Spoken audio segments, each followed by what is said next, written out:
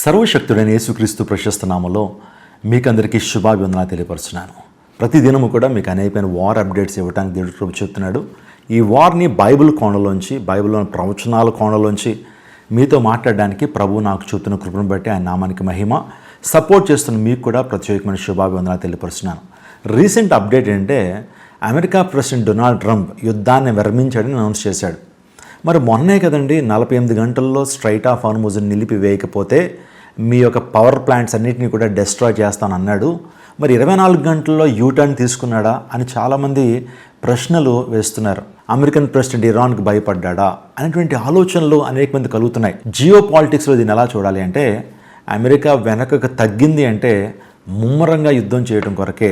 దీన్నే strategic silence అంటారు, అంటే ఊహాత్మకమైనటువంటి మౌనము. ఈ మౌనాన్ని దాల్చడంలో అమెరికాకు ఉన్న ప్రధాన ఉద్దేశాన్ని చెప్పడానికి ప్రయత్నం చేస్తుంది. ఇజ్రాయెల్ కూడా ముందుకు వచ్చి అమెరికా యుద్ధం ఆపేశానని చెప్పడం ఏంటి, అమెరికా యుద్ధం ఆపేశానని చెప్పడానికి వాళ్ళెవరు, యుద్ధం ఆపితే గీపితే మేము ఆపాలి అని బెంజమిన్ నెతన్యాహు కూడా కొద్ది కోపంతో మాట్లాడాడు.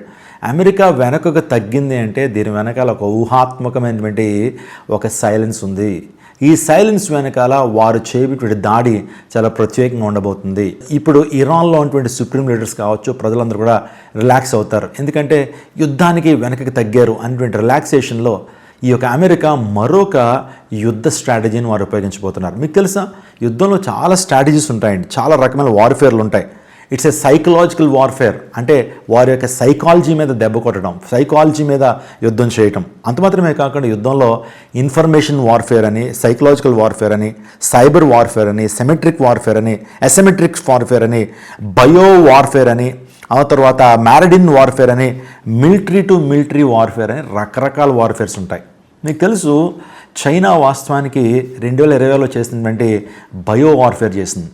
ప్రపంచవ్యాప్తంగా ఒక మ్యాన్ మేడ్ వైరస్ని ప్రపంచానికి ఇచ్చి అమెరికాని అతలాకుతలం చేయాలి, అమెరికా యొక్క డిఫెన్స్ సిస్టమ్ కావచ్చు, అమెరికా యొక్క ఆర్థిక వ్యవస్థను దెబ్బకొట్టడానికి చైనా చేసినటువంటి మ్యాన్ మేడ్ వైరసే కోవిడ్ అయితే అది సక్సెస్ఫుల్గా ప్రపంచాన్ని అంతా కుదిపేయగలిగింది. ఆ టైంలో చైనా చాలా లబ్ధి పొందింది. ఆ సూపర్ పవర్ అవడానికి ఎంతగానో ప్రయత్నం చేసింది. నేను ఎందుకు ఈ మాట చెప్తున్నానంటే ప్రపంచవ్యాప్తంగా ఇవన్నీ కూడా జరుగుతున్నాయి. ప్రపంచవ్యాప్తంగా ఎత్తుకు పై ఎత్తు వేస్తున్నారు. ప్రపంచవ్యాప్తంగా బయో వార్ఫేర్లు జరుగుతున్నాయి. నిజంగా యుద్ధాల గురించి, యుద్ధ సమాచారాల గురించి మీరు వింటారు అని దేవుని లేఖనాల్లో చాలా సింపుల్గా చెప్పారు. కానీ ప్రభు యొక్క ఉద్దేశం ఏంటంటే రకరకాల యుద్ధాలు, రకరకాల ఎత్తులకు పై ఎత్తులు వేసేటువంటి యుద్ధాలు. వాస్తవానికి పూర్వదినాల్లో యుద్ధ నీతి అనేటువంటిది ఉండేది. కానీ 21st సెంచరీ యుద్ధానికి ఒక నీతి లేదు, యుద్ధానికి ఒక రీతి కూడా లేదు. సో ఎలాగన్నా యుద్ధం చేసుకోవచ్చు అనేటువంటి ఆ భావన మనం ప్రస్తుత ప్రపంచంలో మనం చూస్తాం. No rules no regulations. యుద్ధానికి ఇంకా నో రూల్స్ నో రెగ్యులేషన్స్ లేవు. ఇంగ్లీష్లో ఒక సామెత ఉంటుంది, everything is fair in love and war. అంటే ప్రేమలోనూ ఆ తర్వాత యుద్ధంలోనూ ఫెయిర్నెస్ అనేటువంటిది లేదు, ఎలాగన్నా చేయొచ్చు అనేటువంటి ఆ భావన, అదే స్ట్రాటజీని ఇప్పుడు డొనాల్డ్ ట్రంప్ అనుసరిస్తున్నాడు. బైబిల్ ప్రవచనాలు చెప్తున్నాయి, అంత్యదినాల్లో యుద్ధము ఖచ్చితంగా అర్మగెద్దోన్ యుద్ధానికి నడిపిస్తుంది, గోగు మాగో యుద్ధానికి నడిపిస్తుంది. అమెరికా ఒక సైలెన్స్ తీసుకుందనంటే దాని యొక్క స్ట్రాటజీ, చాలామంది విశ్లేషకులు అభిప్రాయపడుతున్నారు, అమెరికా యొక్క స్ట్రాటజీ ఏంటో తెలుసండి, ఇంటర్నెట్ ద్వారా ఇరాన్లో ఉన్నటువంటి ప్రముఖమైనటువంటి అన్నీ కూడా దెబ్బ కొట్టాలని. ఇరాన్లో ఉండే పౌర సేవలు, మిలిటరీ సేవలు, ఎకనామిక్ సేవలు, ఎనర్జీ సేవలు, strategic warfare, information, cyber warfare ద్వారా శత్రువుని కొట్టాలనేటువంటిది అమెరికా ఉద్దేశం. ఇంటర్నెట్ ద్వారా వారు అన్ని వ్యవస్థల్ని అమెరికా చెక్ పెట్టాలనుకుంటుంది. అందుని బట్టే 5 days ఈ స్ట్రాటజిక్ సైలెన్స్ని అమెరికా పాటిస్తుందని చాలామంది చెప్తున్నారు. అమెరికా వెనకకు తగ్గటం అంటే, సింహం వెనక తగ్గిందంటే దాని పంజా ఇంకా గట్టిగా విసురుతుందని. ఈరోజు ఇజ్రాయెల్ కూడా వెనకకు తగ్గటం అనేది జరగదు. వారి దగ్గర ఏం తక్కువ అని వెనక జరుగుతుంది.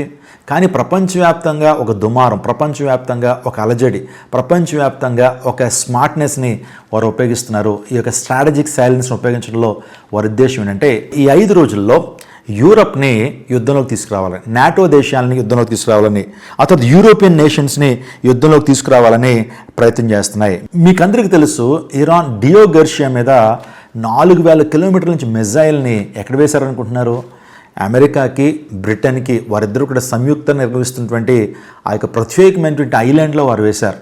ఇప్పుడు ఇంగ్లాండ్ కూడా ప్రత్యక్షంగా కూడా యుద్ధంలో లాగటానికి అమెరికా సిద్ధమవుతుంది. ఈ స్ట్రైట్ ఆఫ్ హార్ముజ్ని ఎప్పుడైతే నిలిపేశారో ప్రపంచవ్యాప్తంగా ఆయిల్ రేట్లు పెరిగిపోయినాయి, ప్రపంచవ్యాప్తంగా లాక్డౌన్స్ వస్తున్నాయి, ప్రపంచవ్యాప్తంగా న్యాచురల్ గ్యాస్ అందరికీ అందుబాటులో ఉండట్లేదు, పెట్రోల్ రేట్లు పెరిగిపోయినాయి. ఈ రోజున పాకిస్తాన్లో సుమారుగా 360 రూపాయలు అయిపోయిందట. అన్ని దేశాలు కూడా తమ ప్రజలకు ఒక విషయం చెప్తున్నారు, ఎనర్జీని కన్జర్వ్ చేయండి, అంటే ఇంధనాన్ని పొదుపు చేయండి, ఎక్కువగా ప్రయాణాలు చేయొద్దు, ఎక్కువగా లాంగ్ డిస్టెన్స్కి వెళ్ళొద్దు, ఆ తర్వాత వంటలు కూడా తగ్గించుకోండి అని గవర్నమెంట్ చాలా రకరకాలుగా ప్రజల్ని హెచ్చరిస్తున్నారు. అందరూ బట్టి ఆ కన్సంప్షన్ తగ్గించండి అనే ఉద్దేశంతో లాక్డౌన్ దాకా వెళ్తున్నారు. అమెరికా చేస్తున్నటువంటి ఏంటి తెలుసా, జర్మనీని కలుస్తున్నారు, ఇటలీని కలుస్తున్నారు, ఫ్రాన్స్ని కలుస్తున్నారు, ఇటలీ.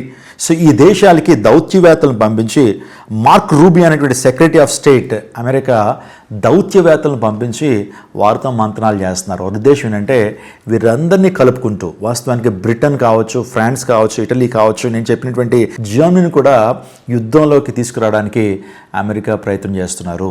నాటోలో 32 దేశాలు, అమెరికా ఇజ్రాయెల్తో పాటుగా ఇంకా 30 దేశాలు ఉన్నాయి. యూరోపియన్ నేషన్స్లో 29 దేశాలు ఉన్నాయి. వీటన్నిటిని కూడబలకడానికి, వాటిని కూడా యుద్ధంలోకి తీసుకురావడం కొరకు 5 days స్ట్రాటజిక్ సైలెన్స్ని ట్రంప్ పాటిస్తున్నాడని చాలామంది అభిప్రాయపడుతున్నారు. ఒక విషయం చెప్తే ఆశ్చర్యపోతారు, ఈ యుద్ధము వాస్తవానికి అమెరికాకి చైనాకి మధ్య జరుగుతున్నటువంటి యుద్ధము, వాస్తవానికి ఇజ్రాయెల్కి ఇరాన్కి మధ్య జరుగుతున్న యుద్ధం అని చాలామంది భావిస్తున్నారు. కానీ అమెరికా మైండ్ సెట్ ఏంటంటే చైనా యొక్క బలగాన్ని ఏమైనా తగ్గించాలనే ఉద్దేశంతో అమెరికా ఈరోజు ముందుకు వస్తూ ఉంది. వాస్తవానికి ఇరాన్కి అదేవిధంగా ఇజ్రాయెల్కి మధ్య జరిగేటువంటిది కేవలం రీజనల్ వార్. ఒకవేళ బిగ్ పిక్చర్ మనం చూస్తే కనుక అమెరికా చైనా మీద యుద్ధం చేస్తుంది.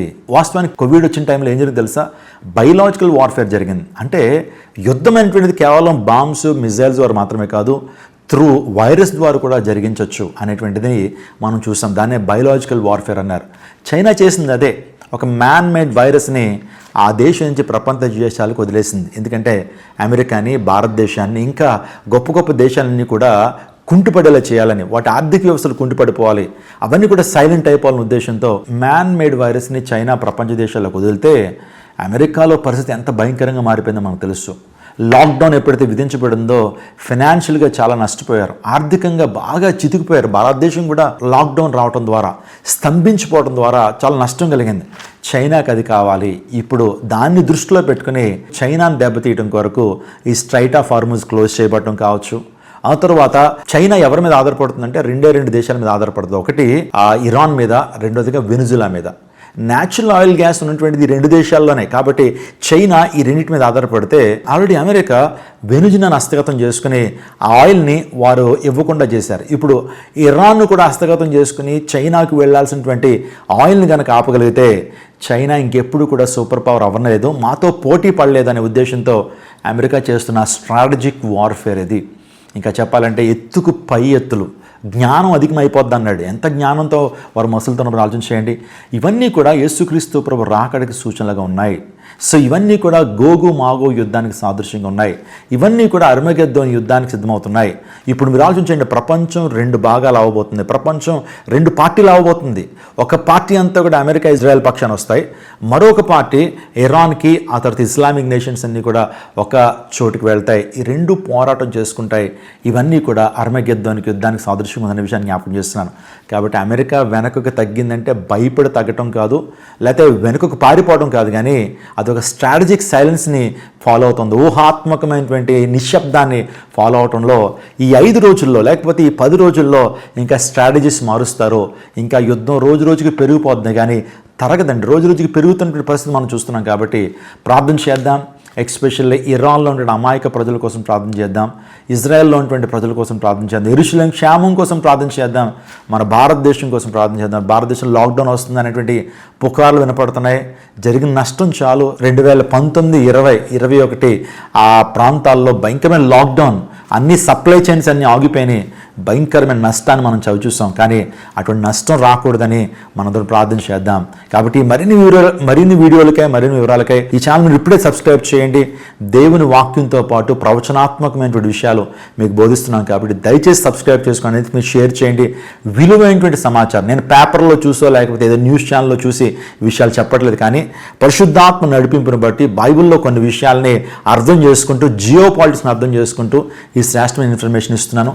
రాను మీరు కంగారు పడనక్కర్లేదు. నేను చెప్పేటువంటి విషయాలు మీరు వింటూ ఉండండి. మీకు ఏం చేయాలో కూడా నేను చెప్తుంటాను. కాబట్టి తద్వారా మీరు దేవుని కృపలో ఎదగలుగుతారు. అంత్య దినాల్లో జరిగే ప్రతి సంభవాన్ని తెలుసుకోవడం ద్వారా మనం ఇంకా అలర్ట్ అవ్వగలుగుతాం, అనేక సిద్ధపరచగలుగుతాం. కాబట్టి దేవుని ప్రత్యేక దీవించి ఆశించును గాక. ఆమేన్.